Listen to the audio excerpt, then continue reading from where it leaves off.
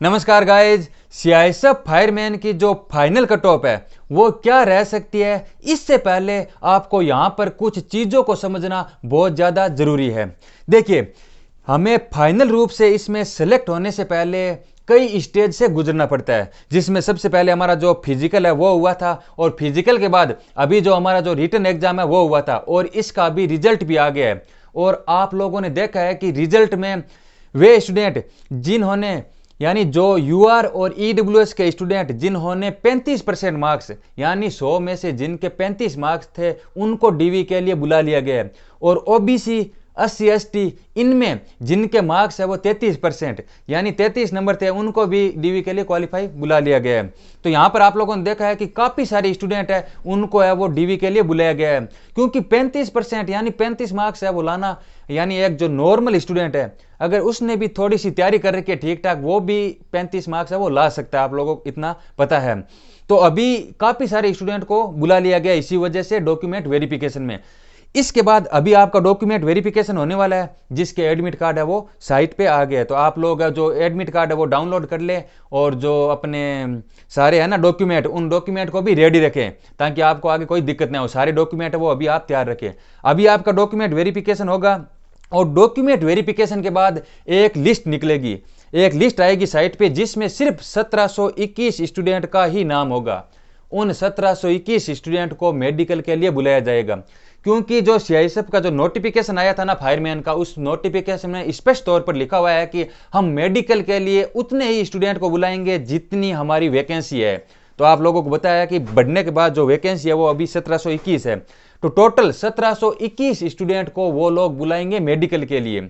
और अब 1721 जो स्टूडेंट है इनका क्या होगा, फिर इनका मेडिकल होगा, और मेडिकल के बाद कई हमें पता है कि उनमें पॉइंट भी मिलने वाले, मेडिकल के अंदर पॉइंट मिलने के बाद फिर इनका क्या होगा, री मेडिकल होगा, और री मेडिकल के बाद एक फाइनल लिस्ट बनेगी, और फिर इसका आएगा फाइनल रिजल्ट।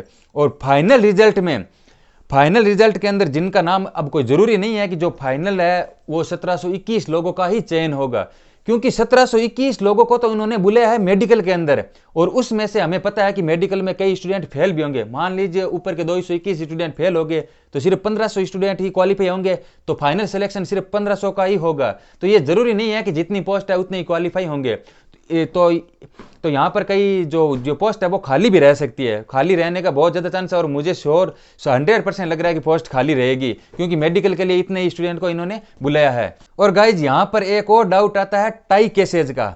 देखिए, अभी जो लिस्ट आएगी ना इसकी डीवी के बाद, वो 1721 स्टूडेंट की आएगी, तो कई बार ऐसा भी हो जाता है कि 1721 नंबर का जो स्टूडेंट और जो 1722 नंबर का स्टूडेंट है, उन दोनों के सेम मार्क्स हो जाते हैं। या फिर और जैसे यूआर कैटेगरी से उन्होंने अगर मान लो 500 स्टूडेंट लिए हैं, 500 स्टूडेंट लेने हैं, तो 500वां स्टूडेंट और 501वां स्टूडेंट है, इसके भी मार्क्स सेम हो सकते हैं। ये तो कोई जरूरी नहीं है, क्योंकि काफी सारों के स्टूडेंट का मार्क्स है वो सेम हो जाते हैं। तो किस स्टूडेंट को लेना है इसके बारे में भी नोटिफिकेशन में जो दिया है वो मैं आपको बता देता हूं। अगर 2 स्टूडेंट के मार्क्स सेम है और उनमें से एक स्टूडेंट को लेना है, तो सबसे पहले वो देखेंगे कि एज किसकी ज्यादा है। जिसकी एज ज्यादा होगी, ओल्डर एज वाला स्टूडेंट होगा, उसको प्रायोरिटी दी जाएगी, उसको प्राथमिकता दी जाएगी, उसका सिलेक्शन हो जाएगा, और कम एज वाले को हटा देंगे।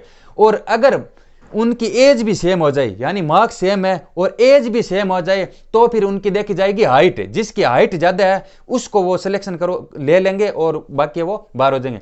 और यहां तक मुझे लगता है कि ये प्रॉब्लम सोल्व हो जाएंगे। लेकिन बाई चांस अगर हाइट भी सेम हो जाए, मार्क्स सेम है और इनके जो एज सेम है और जो हाइट है वो भी सेम है, अगर ये तीनों चीज सेम हो जाती है, तो नोटिफिकेशन में दिया हुआ है कि स्टूडेंट की हम देखेंगे qualification, education qualification, higher education qualification है उसको प्राथमिकता मिलेगी।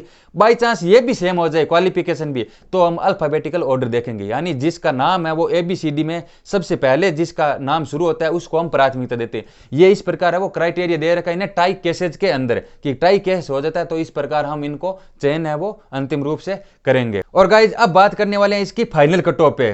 देखिए, जो बढ़ने के बाद जो टोटल पोस्ट है ना वो है 1721। वो अलग बात है कि पहले जो पोस्ट है वो 1149 थी, बढ़ने के बाद अभी हमारी पोस्ट है वो 1721 है। उस पुरानी पोस्ट से हमें मतलब नहीं है, हमारे लिए अभी जो फाइनल पोस्ट है ना वो है 1721। और आपको यहाँ पर यह भी ध्यान होना चाहिए कि प्रत्येक स्टेट है ना उसकी कट ऑफ है वो अलग अलग जाने वाली है। राजस्थान की अलग, चंडीगढ़, हरियाणा और त्रिपुरा, यानी हर स्टेट की जो कट ऑफ है वो अलग अलग जाने वाली है। यही वजह थी कि इन्होंने डॉक्यूमेंट वेरिफिकेशन के लिए इतने सारे स्टूडेंट को क्वालिफाई किया है, क्योंकि उनको मालूम था राजस्थान का स्टूडेंट है वो देखेगा कि त्रिपुरा की पिछली कट ऑफ कम गई है तो त्रिपुरा से मैं फॉर्म भर देता हूं। ऐसा काफी सारे स्टूडेंट ने किया है। इसी वजह से उन्होंने सिर्फ 35% और 33% का क्राइटेरिया वाले जो पार कर दिया है उन्होंने उसी स्टूडेंट को उन्होंने मेडिकल ये जो डॉक्यूमेंट वेरिफिकेशन है उसके लिए बुला लिया है।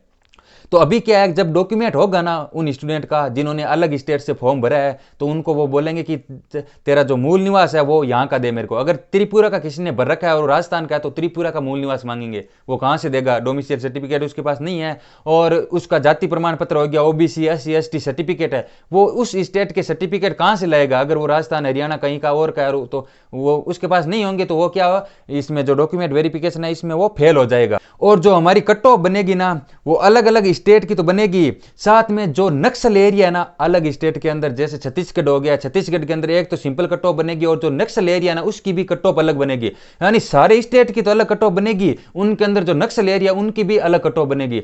तो यहां पर एकदम सही तरीके से पूरी तरह से कट ऑफ है वो प्रेडिक्ट कर पाना किसी के लिए पॉसिबल नहीं है, क्योंकि एक तो अभी किसी को मालूम नहीं है कि डॉक्यूमेंट वेरिफिकेशन में कितने सारे स्टूडेंट है वो बाहर होने वाले हैं, किसी को आइडिया नहीं है। और फिर अलग अलग स्टेट की कट ऑफ जाने वाली है, जैसे कई हाई कट ऑफ वाले स्टेट होते हैं, जैसे राजस्थान हो गया, चंडीगढ़ हो गया, बिहार हो गया, इसकी जो कट ऑफ है ना वो हर साल हर वैकेंसी के अंदर इनकी कट ऑफ है वो हाई ही रहती है। और जो 7 सिस्टर्स वाले स्टेट है ना नॉर्थ ईस्ट वाले, जैसे आसाम हो गया है, त्रिपुरा, मेघालय, अरुणाचल प्रदेश, नागालैंड, मणिपुर, मिजोरम और कर्नाटका वगैरह, ये जो स्टेट है ना इनकी जो कट ऑफ है ना वो काफ़ी कम रहती है। और जो मैंने बताया हाई कट ऑफ वाले स्टेट राजस्थान, चंडीगढ़ वगैरह, उनकी कट ऑफ काफ़ी हाई रहती है और इनके भी अंदर अलग अलग कट ऑफ जाने वाली है।